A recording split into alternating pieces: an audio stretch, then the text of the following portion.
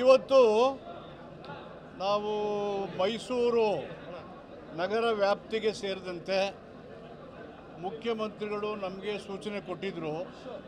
ಎಲ್ಲ ಚಿಂತಕರು, ಬರಹಗಾರರು, ನಾಗರಿಕರನ್ನು ಕರೆದು ಮೈಸೂರಿನ ಬಗ್ಗೆ, ಮೈಸೂರಿನ ಜನಜೀವನದ ಬಗ್ಗೆ, ಮೈಸೂರಿನ ನಾಗರಿಕ ಸವಲತ್ತುಗಳನ್ನು ಹೆಚ್ಚು ವಿಸ್ತರಿಸುವ ಬಗ್ಗೆ, ಯೋಜನಾಬದ್ಧ ನಗರವನ್ನಾಗಿ ಮುಂದೆ ಅಭಿವೃದ್ಧಿಪಡಿಸುವ ಬಗ್ಗೆ ಆಸಕ್ತಿ ಇರೋರನ್ನ ಕರೆದು ಅವರ ಅಭಿಪ್ರಾಯ ಸಂಗ್ರಹ ಮಾಡಿ ಮುಂದಿನ ದಿನಗಳಲ್ಲಿ ಆ ರೀತಿ ಕೆಲಸ ಮಾಡೋಣ ಅಂತೇಳಿ ಸೂಚನೆ ಕೊಟ್ಟಿದ್ದರು. ಹಾಗಂತೇಳಿ ಹಿಂದೆ ಕೆಲಸ ಆಗಿಲ್ಲ ಅಂತೇನಿಲ್ಲ. 2013-18ರಲ್ಲಿ ನಿಮ್ಮನ್ನೆಲ್ಲ ನನ್ನ ಜೊತೆಗೆ ಕರ್ಕೊಂಡೋಗಿ ನಮ್ಮ ಸರ್ಕಾರ ಇದ್ದಾಗ ಸಿದ್ದರಾಮಯ್ಯ ಅಂದು ಮುಖ್ಯಮಂತ್ರಿ, ನಾ PWD ಇದ್ದಾಗ ಸುಮಾರು 2,500 3,000 ಕೋಟಿ ರೂಪಾಯಿ ಯೋಜನೆಗಳನ್ನು ಮೈಸೂರು ನಗರಕ್ಕೆ ಕುಡಿಯೋ ನೀರು, ಶಾಲೆ, ಕಾಲೇಜು, ಆಸ್ಪತ್ರೆಗಳು, ರಸ್ತೆಗಳು, ಕಟ್ಟಡಗಳು ಹೀಗೆ ಎಲ್ಲವನ್ನು ಮಾಡಿ ಅವೆಲ್ಲವೂ ಇವತ್ತು ಎದ್ದು ಕಾಣ್ತಾ ಇದ್ದಾವೆ.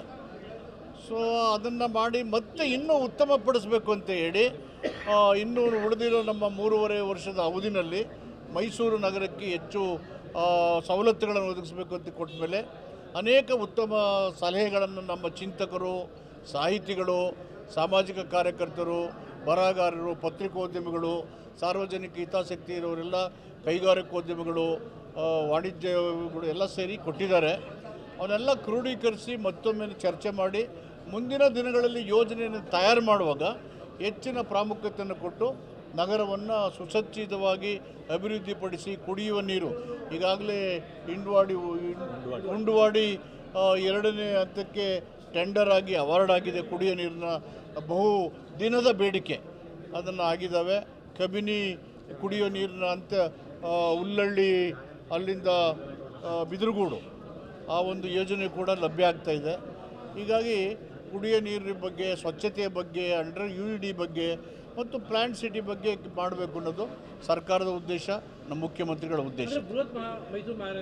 ಅದು ಎಲ್ಲನೂ ಕ್ರೋಢೀಕರಿಸಿ ಹೇಗೆ ಇದು ಮಾಡ್ಬೋದು ಅಂತೇಳಿ ಚರ್ಚೆ ಮಾಡಿದ ಮೇಲೆ ನಿರ್ಧಾರ ಮಾಡ್ತೀವಿ. ಈಗಾಗಲೇ ಇವತ್ತು ಏನೇನು ಅಜೆಂಡಾ ಪಾಯಿಂಟ್ಸ್ಗಳಿತ್ತು ಅದು ಇನ್ನು ನಮ್ಮ ಮೈಸೂರಿನ ಸರ್ವಾಂಗೀಣ ಅಭಿವೃದ್ಧಿಗಾಗಿ ಅವರು ಚರ್ಚೆ ಮಾಡ್ತಾಯಿದ್ರು. ನಮ್ಗೆ ಹೇಳಿದ್ದು ಇದು ಬೃಹತ್ ಮೈಸೂರಿನ ಏನು ಮೇಲ್ದರ್ಜೆಗೋಸ್ಕರ ಇಲ್ಲಿ ಚರ್ಚೆ ನಡೀತಾ ಇತ್ತು. ಆದರೂ ಸಹ ಏನು ಸಮಸ್ಯೆ ಇಲ್ಲ, ಒಳ್ಳೆಯ ಒಂದು ಚರ್ಚೆ ನಡೆದಿದೆ. ಜನರು ಅಂದರೆ ಅನೇಕ ಸಂಘ ಸಂಸ್ಥೆಗಳು, ಮಾಜಿ ಮಹಾಪೌರರು, ಅನೇಕರು ನಾಗರಿಕರು ಬಂದು ಇವತ್ತು ಸಲಹೆಯನ್ನು ಕೊಟ್ಟಿದ್ದಾರೆ.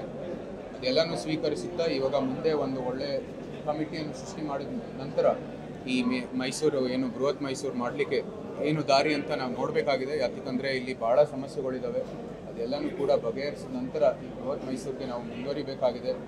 ಎಷ್ಟೋ ಕಡೆ ಮೂಲಭೂತ ಸೌಕರ್ಯಗಳಾಗಿಲ್ಲ. ಪಟ್ಟಣ ಪಂಚಾಯಿತಿಗಳು ಚಾಮುಂಡೇಶ್ವರಿ ಕ್ಷೇತ್ರದಲ್ಲಿ ಚುನಾವಣೆ ಆಗಿಲ್ಲದೆ ಇರೋ ಕಾರಣಕ್ಕಾಗಿ ಅಲ್ಲಿ ಏನೇನು ಸೂಕ್ತ ಜನರ ಪ್ರತಿನಿಧಿ ಮೂಲಕ ಏನೇನು ಕ್ರಮಗಳು ತಗೋಬೋದು ಅದು ಆಗ್ತಾ ಇಲ್ಲ. ಸೊ ಇದೆಲ್ಲ ಸಮಸ್ಯೆಗಳು ಇರೋ ಕಾರಣಕ್ಕಾಗಿ ಪ್ರಸ್ತುತ ಸ್ಥಿತಿಯಲ್ಲಿ ಏನು ಸಮಸ್ಯೆಗಳಿದೆ ಅದನ್ನ ಬಗೆಹರಿಸಿದ ನಂತರ ಈ ಬೃಹತ್ ಮೈಸೂರಿಗೆ ಹೋಗಿ ಅಂತ ನಾವು ಸಲಹೆಯನ್ನು ಕೊಟ್ಟಿದ್ದೀವಿ. ಆದರೆ ನಮ್ಮ ಬೆಂಬಲ ಇದೆ, ಇದು ಅತಿ ಅವಶ್ಯ ಅಂತ ನಾನಂತೂ ಭಾವಿಸ್ತೀನಿ. ಯಾಕಂದರೆ ಏನೇ ಇರಲಿ ಕೇಂದ್ರದ ಒಂದು ನಗರಾಭಿವೃದ್ಧಿ ಯೋಜನೆಯಲ್ಲಿ ಅದು ಒಂದೇ ಒಂದು ಬಾಡಿಯಲ್ಲಿದ್ದರೆ ನಮಗೂ ಕೂಡ ಅನುಕೂಲ ಆಗುತ್ತೆ. ಸೊ ಆ ನಿಟ್ಟಿನಲ್ಲಿ ಇದು ಅನುಕೂಲ ಆಗುವಂಥದ್ದು ಬೆಳವಣಿಗೆ ಆದರೂ ಸಹ ಪ್ರಕ್ರಿಯೆಯಂತೆ ನಡಿಬೇಕು ಅಂತ ನಾವು ಸಲಹೆ ಕೊಡ್ತೀವಿ. ಇಲ್ಲ, ಮೆಟ್ರೋ ಬಗ್ಗೆ ಬೇಕಾದಷ್ಟು ಕಡೆ ಇದ್ರ ಬಗ್ಗೆ ಆಗ್ರಹವನ್ನು ಕೊಟ್ಟಿದ್ದಾರೆ. ನಾವು ಸಹ ಅದ್ರ ಪರವಾಗಿ ಇದ್ದೀವಿ. ಆದರೆ ಮೆಟ್ರೋ ಬರುವಾಗ ಅದು ಸಂಪೂರ್ಣವಾಗಿ ಒಂದು ಬಾಡಿಯಲ್ಲಿ ಇರಬೇಕು. ಈಗ ಬೆಂಗಳೂರಲ್ಲಿ ಉದಾಹರಣೆ ಅಂತ ಇಟ್ಕೊಂಡ್ರೆ BBMP ಏನು ನಿಯಂತ್ರಣದಲ್ಲಿ ಇರುವಂಥದ್ದು ಏನು ವಾರ್ಡ್ಗಳಿದ್ದಾವೆ ಅದರ ಒಂದು ಒಳಗೇನೆ ಅದರ ಸೀಮಿತ ಅದು ಮೆಟ್ರೋ ಆಗ್ಬೋದು. ಅದೇ ರೀತಿ ಇವತ್ತಿನ MCC ಒಳಗಿರುವಂಥದ್ದು ಏನು ವಾರ್ಡ್ಗಳಿದ್ದಾವೆ ಅದರಲ್ಲಿ ಮೆಟ್ರೋ ಬರುವಂಥದ್ದು ಆಗ್ಬೋದು. ಆದರೂ ಸಹ ಈ ಎಲ್ಲ ಬೇರೆ ಬೇರೆ ಕ್ಷೇತ್ರಗಳು ಅಭಿವೃದ್ಧಿ ಆಗಿದೆ, ಅಲ್ಲೂ ಕೂಡ ಮೆಟ್ರೋ ಇನ್ನು ಅವಶ್ಯಕತೆ ಇದೆ. ಆ ಒಂದು ನಿಟ್ಟಿನಲ್ಲಿ ಈ ಬೃಹತ್ ಮೈಸೂರುಗೋಸ್ಕರ ಒಂದು ಡೆವಲಪ್ಮೆಂಟ್ ಪ್ಲ್ಯಾನ್ ಆಗಿ ಅದರ ಚೌಕಟ್ಟಿನಲ್ಲಿ ನಾವು ಮೆಟ್ರೋ ಮಾಡಿದ್ರೆ ಸೂಕ್ತ ಅಂತ ನಾವು ಭಾವಿಸಿದ್ವಿ. ಅದು ಕೂಡ ಸಲಹೆಯನ್ನು ನಾವು ಕೊಟ್ಟಿದ್ದೀವಿ. ಪಡಿತರ ಚೀಟಿ ವಿಚಾರಕ್ಕೆ ಸಾಕಷ್ಟು ಗೊಂದಲಗಳನ್ನ ಸೃಷ್ಟಿ ಮಾಡುವಂಥ ಪ್ರಯತ್ನ ಮಾಡ್ತಾ ಇದ್ದಾರೆ.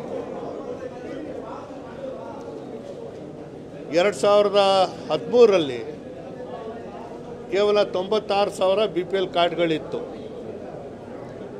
ಇವತ್ತು 1,21,00,000 BPL ಕಾರ್ಡ್ಗಳು. ನಾನು ಮಾರ್ಮಿಕವಾಗಿ ಸಚಿವರನ್ನ ಮತ್ತು ಅಧಿಕಾರಿಗಳಿದ್ದಂಥ ಸಂದರ್ಭದಲ್ಲಿ ಮಾತಾಡ್ತಾ ಹೇಳಿದೆ, BPL ಕಾರ್ಡ್ಗಳ ಸಂಖ್ಯೆ ಜಾಸ್ತಿ ಆಗಿದೆ ಅಂತ ಹೇಳಿದಾಗ ಏನು ಬಡತನ ಜಾಸ್ತಿ ಆಗಿದೆಯಾ ಅಂತ ಮಾತನ್ನು ನಾನು ಕೇಳಿದೆ. ಬಹುಶಃ ನಿನ್ನೆ ಭಾಳ ಸ್ಪಷ್ಟವಾಗಿ ಮಾನ್ಯ ಮುಖ್ಯಮಂತ್ರಿಗಳು ಹೇಳಿಕೆಯನ್ನು ಕೊಟ್ಟಿದ್ದಾರೆ. ಸರ್ಕಾರಿ ನೌಕರಿಯಲ್ಲಿರುವಂಥವರು ಯಾರ ಆದಾಯ ಹೆಚ್ಚಾಗಿದೆ, ಆದಾಯ ತೆರಿಗೆ ಪಾವತಿ ಮಾಡ್ತಿರೋರ ಕಾರ್ಡ್ಗಳಿಗೆ ಕತ್ತರಿ ಕೊಡ್ತಾ ಇದ್ದೀವಿ ಅಷ್ಟೇ ಅಂತ ಇದು ಸ್ಪಷ್ಟವಾಗಿದೆ. ಸೊ ಹಾಗಾಗಿ ಗೊಂದಲಗಳನ್ನ ಸೃಷ್ಟಿ ಮಾಡೋದು ಬೇಡ. ಜನರಿಗೆ ಸಿಗ್ತಾ ಇರುವಂಥ ಸೌಲಭ್ಯಗಳು ಅದು ನಿರಂತರವಾಗಿ ಸಿಕ್ಕಲಿ.